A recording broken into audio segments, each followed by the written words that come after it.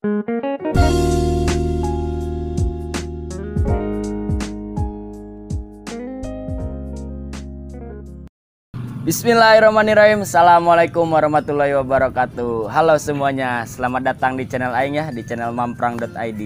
Kali ini saya sudah kedatangan teman saya, Zikri Nur Fadilah. Ayo. Ya, alhamdulillah. Alhamdulillah. Gimana? Manggil Ajay we-nya meh gampang. Ya, Ajay we lah. Ya, biasa sebutan teman lah Ajay. Jadi Ajay ini salah satu mahasiswa di UIN Bandung, jurusan Jurusan Perbandingan Mazhab dan Hukum. Oh, perbandingan mazhab dan hukum. Hukum. Kalau misalkan kerja nanti jadi apa misalnya? Kalau misalnya kerja? Kalau dari jurusan ini nanti orientasi kerjanya kita bisa menjadi sebagai mufti ya, pengeluar fatwa. Pengeluar fatwa di MUI, karena kita mempelajari usul fikih untuk nantinya bisa mengeluarkan sebuah hukum fatwa. Itu hasil daripada ijtihad kita, ataupun bisa menjadi lawyer, pengacara, karena kita juga belajar hukum positifnya juga, seperti hukum acara pidana militer, hukum acara perdata, hukum pidana dan sebagainya gitu. Oh ya, ngomong-ngomong, angkatan berapa? Angkatan 18 kalau di UIN gitu. 18, baru 2 tahun kemarin berarti ya? 2 tahun kemarin ya. Terus cara masuk UIN tuh gimana aja? Ada apa aja caranya? Masuk UIN ada beberapa tes. Yang pertama ada SBMPTN ya, yang keduanya ada UMPTKIN ya, terus yang terakhir ada ujian mandiri gitu. Kalau dulu sih masuk aku di UIN lewat jalur mandiri gitu. Susah atau gampang masuk UIN? Sebetulnya kalau untuk masuk UIN sih susah gampang, tergantung tergantung kita bagaimana nanti saat ujian. Yang kedua gimana nasib juga sih gitu. Kadang ada juga orang yang terlihatnya mampu ya, dia sudah bimbel sana sini, tapi akhirnya setelah tes nggak lulus juga banyak. Oke-okean berarti. Oke ya. Cuman tetap kita harus ikhtiar sama doa juga itu sih. Terus kalau UIN nih, jurusannya ada apa aja di UIN tuh? Di UIN jurusannya banyak, dari mulai jurusan teknologi juga ada, kayak jurusan kimia, jurusan fisika, kemudian agroteknologi, informatika. Kebetulan saya di Fakultas Syariah dan Hukum, ada hukum ekonomi syariah, ada hukum tata negara, hukum keluarga.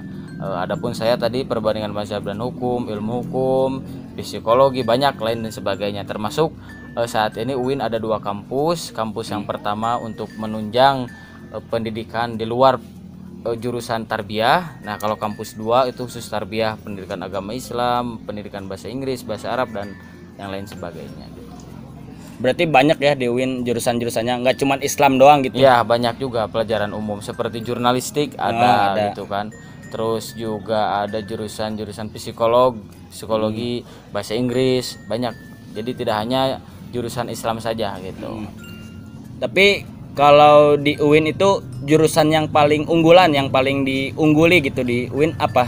Yang paling diungguli pertama psikolog sih. Psikolog karena hampir rata-rata orang mau masuk jurusan psikolog itu sulit gitu. Jarang sekali orang bisa semudah apa yang kita bayangkan untuk masuk jurusan psikolog gitu.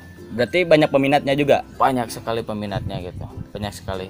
Karena termasuk universitas yang murah biayanya, karena kita kan ditanggung oleh APBN negara gitu. Karena UIN termasuk universitas negeri gitu. Oh ya, ngomong-ngomong biaya nih. Ya, biaya. Kalau biaya UIN berapa? Kalau untuk biaya pertama masuk ya. Jadi kalau di UIN gini sistemnya. Kalau di UIN itu tergantung dari nanti kita pembayaran semesterannya di golongan berapa. UKT gitu ya? UKT UKT itu uang kuliah tunggal. Jadi nanti dilihat dulu dari biodata orang tua kita, terus gajinya berapa, nanti disesuaikan dengan kemampuan ekonomi kita dalam masalah administrasi. Ada golongan pertama sampai golongan ke-7 gitu. Kalau untuk saya sendiri, saya golongan 5 karena bapak saya seorang polisi, jadi masuknya di golongan 5. Kalau mungkin yang lain seperti pedagang dengan gajinya sekian berapa bisa masuk golongan 3, atau bahkan pengusaha kaya raya bisa masuk golongan paling tinggi golongan 7 gitu. Jadi untuk Biaya sih saya sendiri 2.500.000 satu semester, jadi murah ya. Itu golongan 5 tuh. Golongan 5 ya, golongan 5. Apalagi golongan 1. Apalagi golongan 1 itu mungkin lebih murah banget. 300.000 Mungkin gitu. Jadi gitu. Jadi termasuk universitas dengan golongan yang murah ya biayanya. Iya, kalau di UIN. biaya murah di UIN. Nah, pelajaran apa aja yang dipelajari di kampus tuh?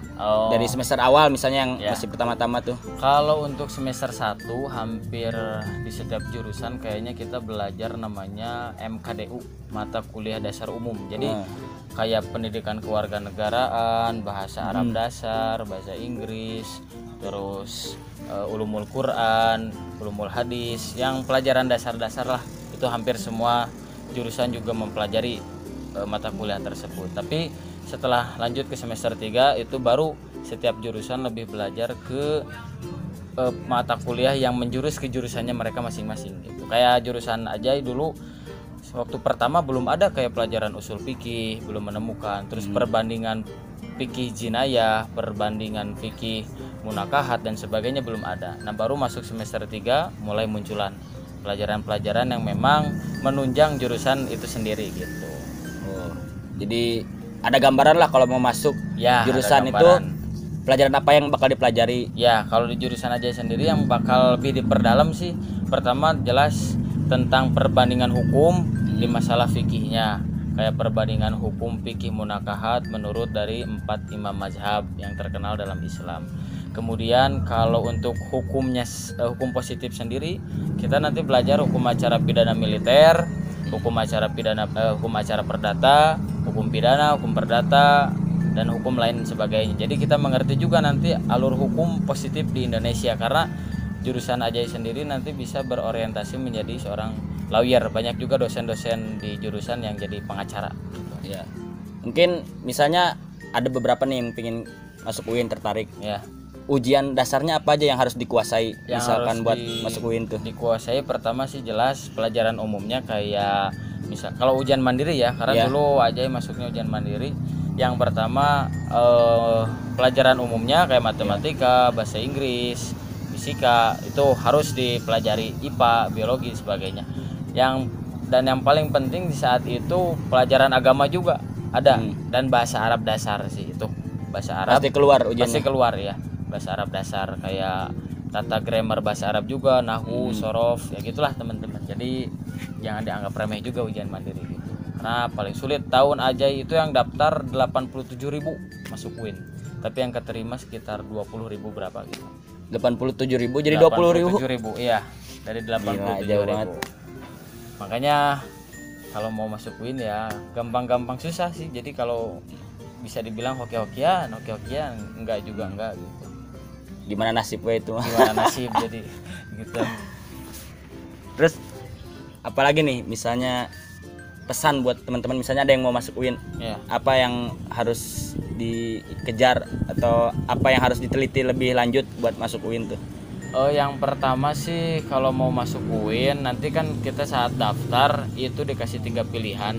Kalau ujian mandiri 3 pilihan jurusan, dari mulai jurusan yang pertama kita mau masuk jurusan apa, nanti ada jurusan keduanya lalu apa, ketiganya apa. Jadi ada 3 pilihan. Nah, jadi diusahakan teman-teman kalau memang mau masuk UIN, masuklah jurusan yang memang kalian kompatibel di situ, bidangnya di situ, dan kalian memang minatnya di situ. Harus menguasai ya? Harus menguasainya di situ. Jangan sampai nanti bisa dibilang salah jurusan lah. Tapi jangan heran juga nanti kalau misalkan kita tidak sesuai ekspektasi. Misalkan jurusan pertama kita pengen masuk di jurusan psikolog, tapi pilihan kedua bahasa Inggris, terus kita masuk bahasa Inggris, jangan kecewa juga. Banyak yang seperti itu gitu. Jadi ya pada intinya masuk dululah ke jurusan yang memang kalian kompatibel di situ, memang bakatnya dan kemampuannya di situ gitu. Berarti jangan coba-coba. Ya, jangan sampai coba-coba, karena nanti kerasanya di saat menjalankan kuliah dengan mata kuliah yang belum pernah kita dengar, belum pernah kita pelajari. Nah, di situ akan kesulitan. Kayak sekarang banyak teman-teman yang kebetulan bukan background dari pesantren, mereka kesulitan di saat belajar usul fikih karena tidak ada di SMK, di SMA gitu. Jadi jangan sampai salah jurusan lah, nanti kasihan ke teman-teman. Kalau salah jurusan mungkin nanti bisa berhenti tengah jalan, Nah, buang-buang gitu, uang. ya, Ya gitu, sayang lah sayang. pokoknya buang-buang uang tuh. Kasihan orang tua. Kasihan orang tua. Betul. Jadi emang harus dipikirin matang-matang mau masuk jurusan apa. Iya. Terus mungkin gara-gara video ini kalian ada gambaran Iya. persiapan buat masuk ke jurusan Win. tersebut. Ya. Ya, Win. Mungkin sampai situ aja perbincangan kali ini ya. Siap. Semoga bermanfaat buat kalian semua yang ingin mendaftar kuliah. Sampai jumpa. Salam Mamprang.